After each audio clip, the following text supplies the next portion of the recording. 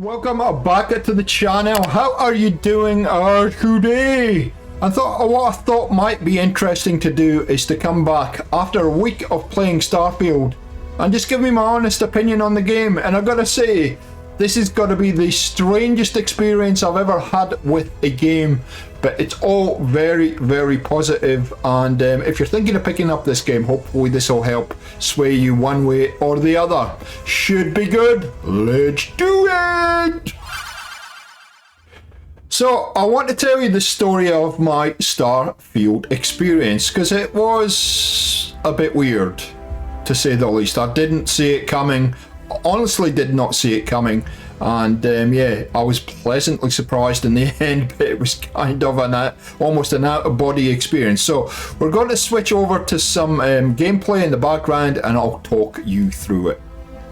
But before we do that, make sure you subscribe to the channel. I hope all the little nuggets of information that I've learned about the game have been helping you. There's lots of kind of obvious little things that you might miss, and so I've been doing a whole lot of tips and tricks videos on those just to help you out and make sure you're getting the most out of the game.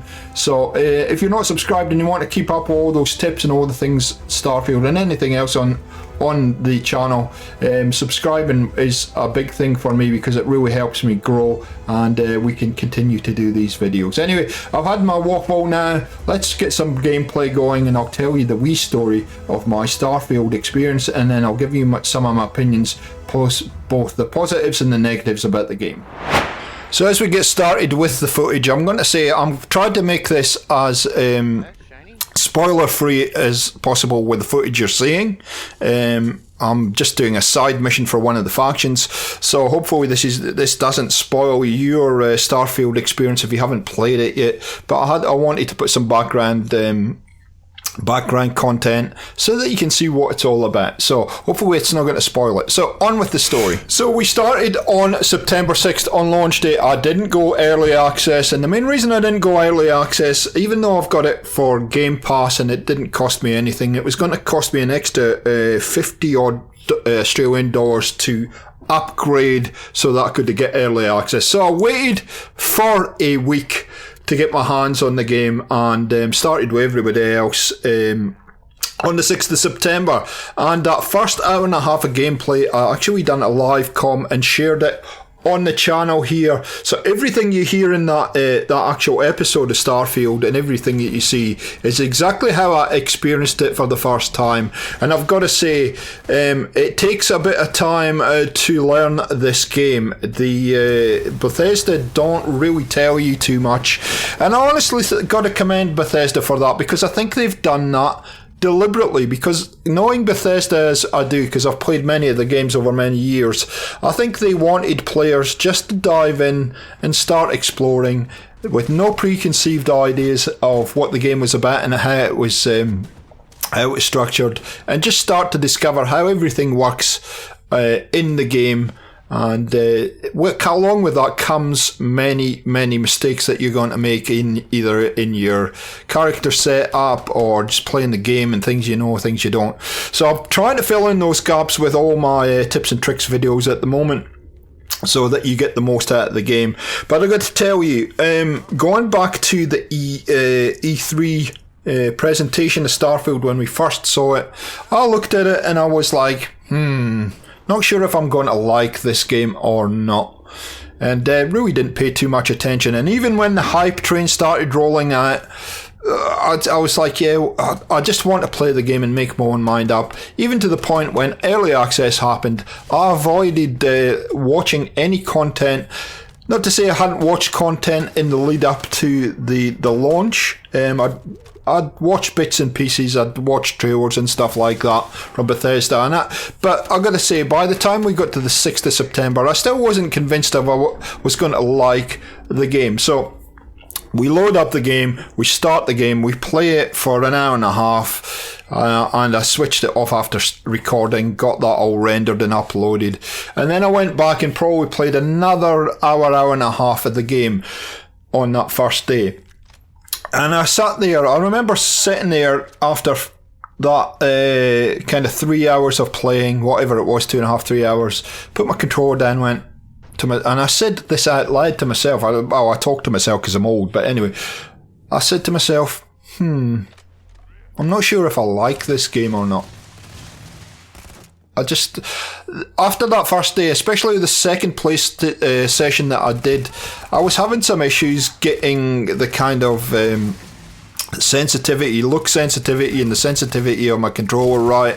The gunfights felt a bit clunky, and the reloading of the guns was slow, and I just couldn't get that this look and aim sensitivity where I like it, and I was tinkering around, and I was a little bit frustrated with all that, and so I kind of switched the game off and went, I've had enough of this for today, I'm going to bed.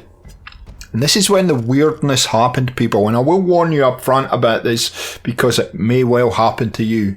So I went to bed, fell asleep, and woke up at 7 o'clock in the morning, which is unusual for me. 7 o'clock in the morning, and went, the first thing in my brain when I woke up is, I've got to play Starfield today. And I'm like, what's going on? I've got to play Starfield today. And as it turned out, I had so much to do that day with work and various other things, editing videos and all kinds of stuff. So I didn't get to the game till early afternoon, about 1 o'clock in the afternoon. And I started playing Starfield Day 2. And it was, I don't know what had happened between Day 1 and Day 2, but it just felt as though all those kind of setting problems and that kind of sensitivity problems had gone, completely gone. And the reason I say that is because I looked up and it was 5:30 in the afternoon, and I went, holy heck, what just happened? What just happened? And what happened is the Starfield black hole space portal sucked me in. And I was hooked. I was completely hooked. And I was like, what the heck? What? Anyway, went, had something to eat, played for another couple hours, and then went to bed. And that was Day 2. Day 3, 7.5 hours straight. I could not put this game down, people. It's just, the immersion in this game is incredible.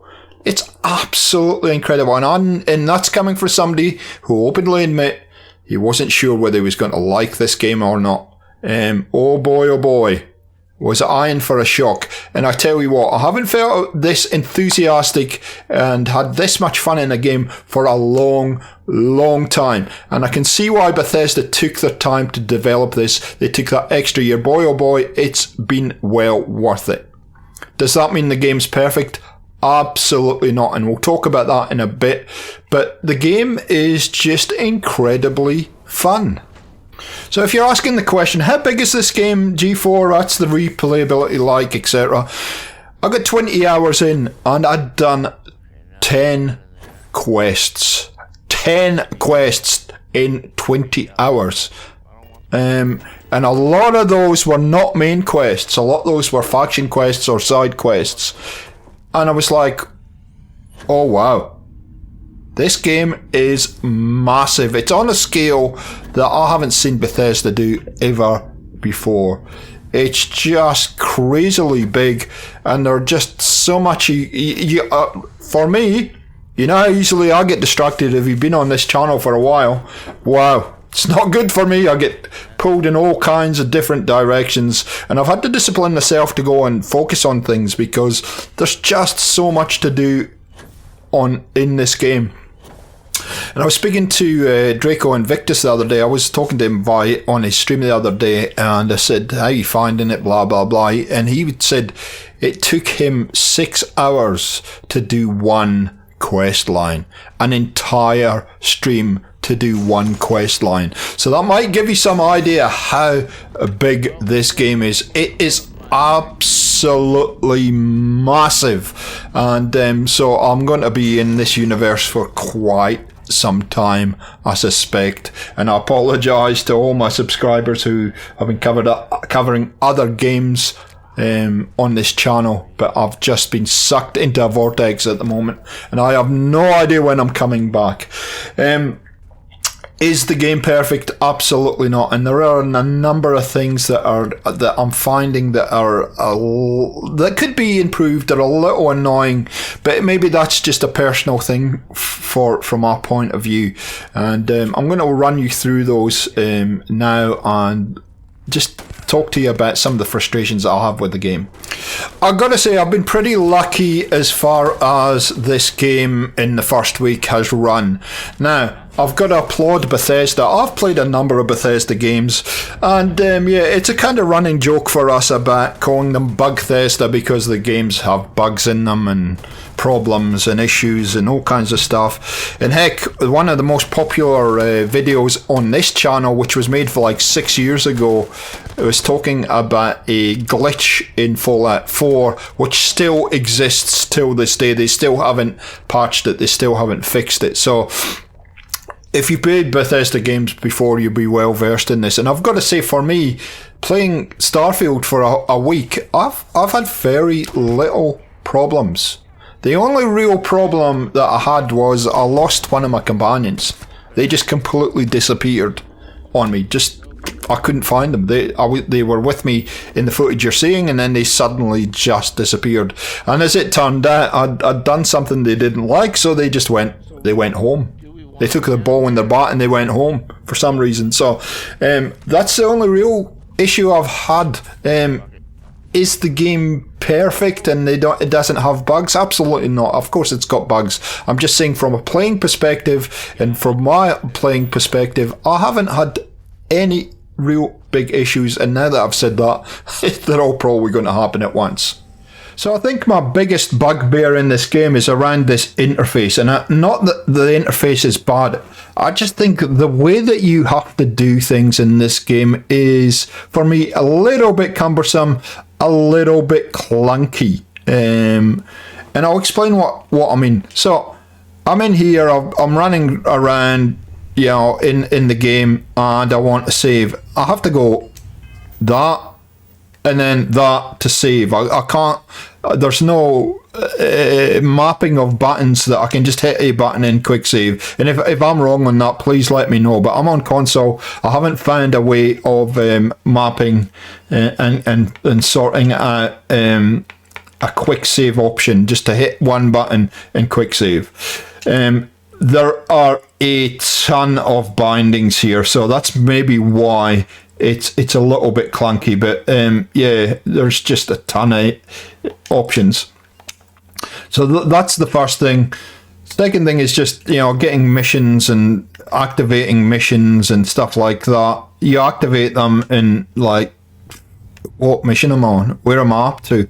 There's really nothing on the screen as far as indicating what you're doing, what you're supposed to be doing. Any of that, it's just, and I think Bethesda probably done that intentionally, where they want to keep the HUD clean, but maybe in the settings buried somewhere there's an option, but I haven't found it yet to have. I'd like the mission up in the corner somewhere so I know what I'm doing, because I get lost easily. Anyway, that is a thing. One of the things that is really grinding on me at the moment is the fact that I've got to change my outfit if I go outside, and I'm in a different atmosphere that doesn't have oxygen, or is a bit aggressive or harsh, and I forget. And to change, you've got to go in here, and I've got to go into inventory, and then I've got to put my space suit on, and then I've got to go to my helmet and put my helmet on, and it's every time I go outside, I just forget to do it. So what I've done is I've actually mapped this to my buttons. I've mapped it to my buttons because I'm lazy, like that. But still, with that, there we go. So that's how I've got round it.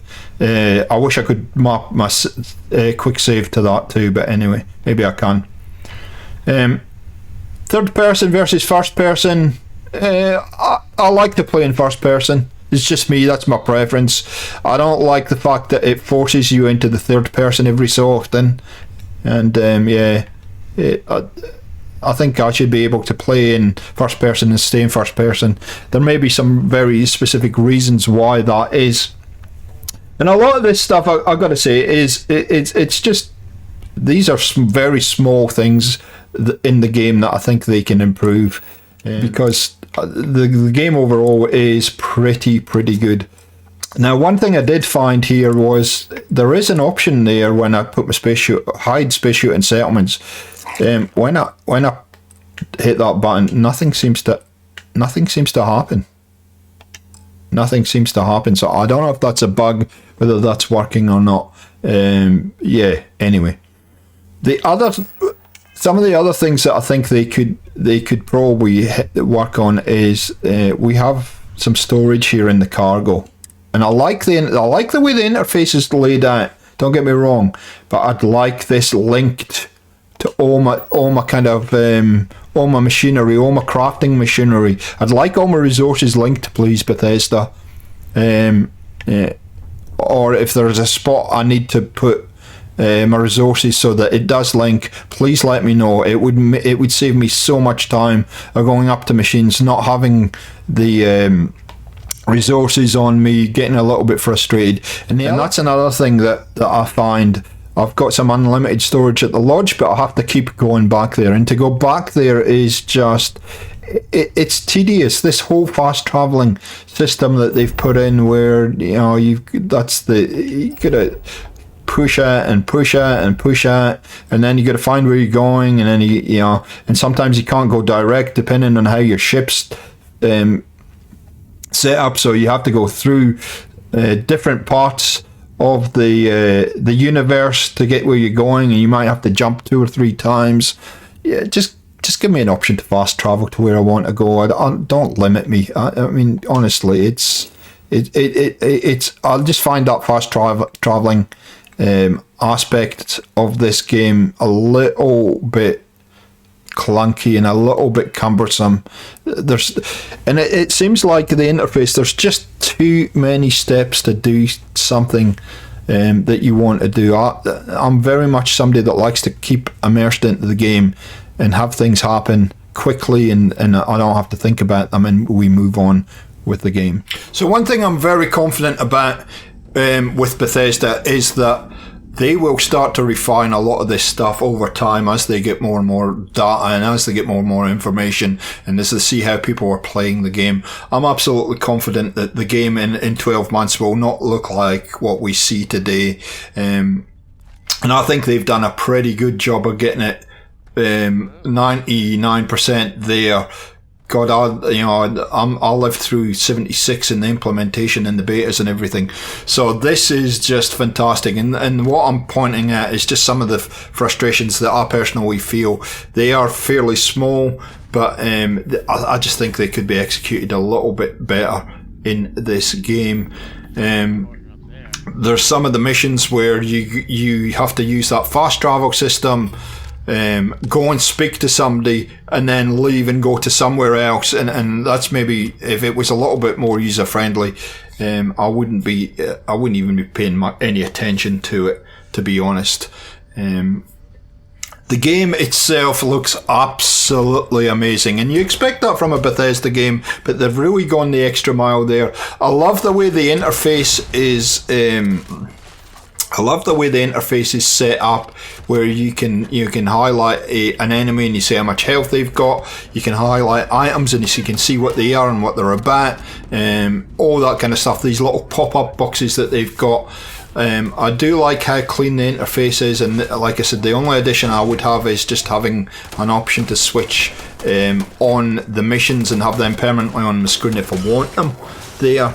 And it would be absolutely fantastic. The weapon play and the guns in this game are okay, and I come from a person who plays a ton of shooters, and I think some games do the gunplay and the weapons better than Starfield, but that's not unusual to Starfield. I think Bethesda, if you look at Fallout, for instance, or if you look at Skyrim and stuff, they are not best in class for weapon systems and how they work. Does that mean that they don't work okay? Absolutely not. They're perfectly fit for purpose, and it doesn't distract from the game and you being effective. I just think that I've seen better systems in other games for me personally, but the guns are fun to play with, and it's going to take you quite a bit of time to find what weapons that you want to use in the game. Let me tell you, it will take you a while. It took me a while, and there are, as you would expect with a Bethesda game, there are a ton of different options and different weapon classes that you can pick from. So there'll be something for everybody. So one thing I do encourage you to do once you get to this screen here where you're creating a character is to take your time. I didn't, and yeah, I regret it now.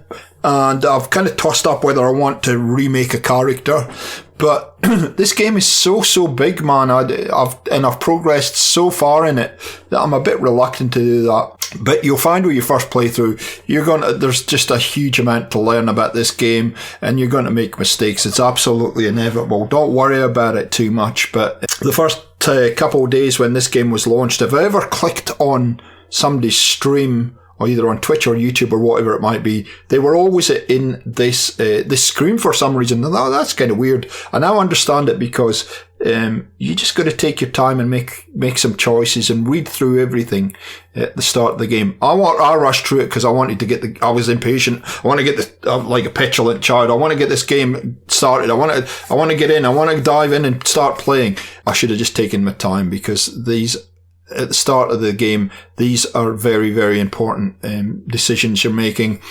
I've got to say, they've done a fantastic job with this, the way the character screens work, and how much and the scope to customize your character the way you want to.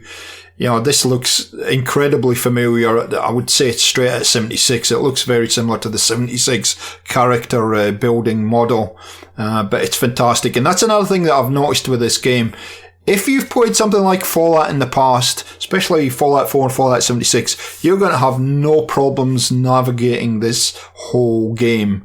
If you haven't, then I can see it might be a little bit frustrating for you.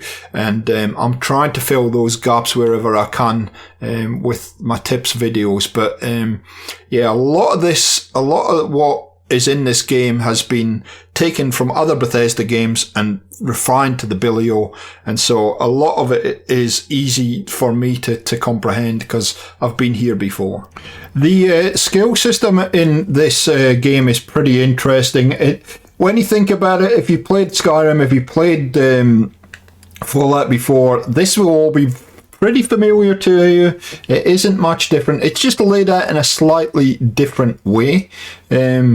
Now, when you're picking your character, be aware that you're going to get certain skills that come along with your character, and they'll be in the skill tree here somewhere. Now, you can see my ones are actually in tech, but it's not completely obvious. You can see this is obvious because it's highlighted.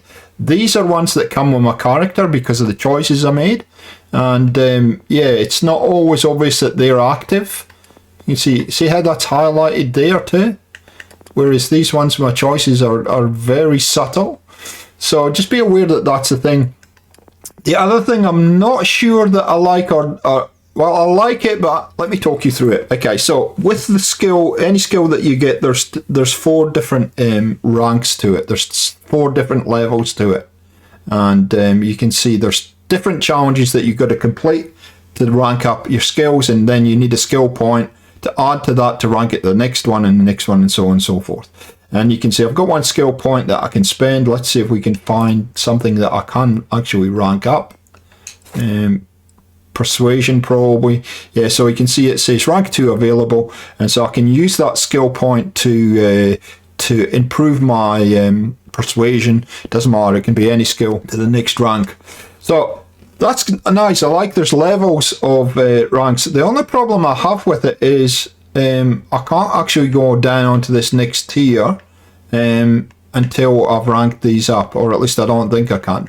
And I need to get to this one at the moment, weapon engineering. and I can't unlock it because I've got to rank this up first to get to that. So yeah, that's I guess that's a consequence of the skill tree, the way that it's designed, and yeah, it's a bit of a shame. But anyway, you know, I like the idea of being able to do different ranks within a skill. I just think we should also have the opportunity to move on down through the skill tree a little bit quicker, because the reason I say that is that when you come to the crafting benches, you need some of these skills to be able to do certain things, and to have it locked and not be able to spend my skill points the way I want.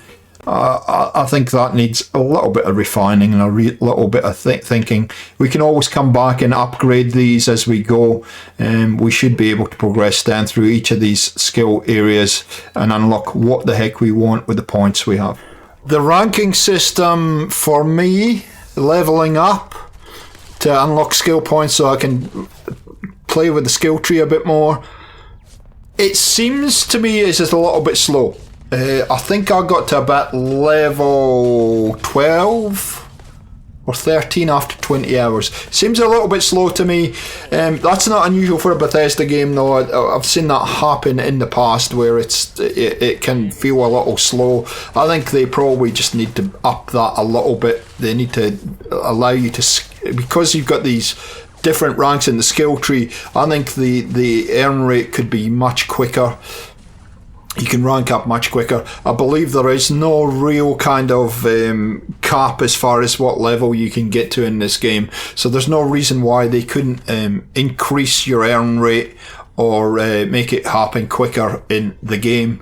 I think that would negate the skill tree gaps that I personally feel are there for having the different stages that you have to go in one skill to unlock things. So it's a suggestion for Bethesda. But overall, guys, I do like this game.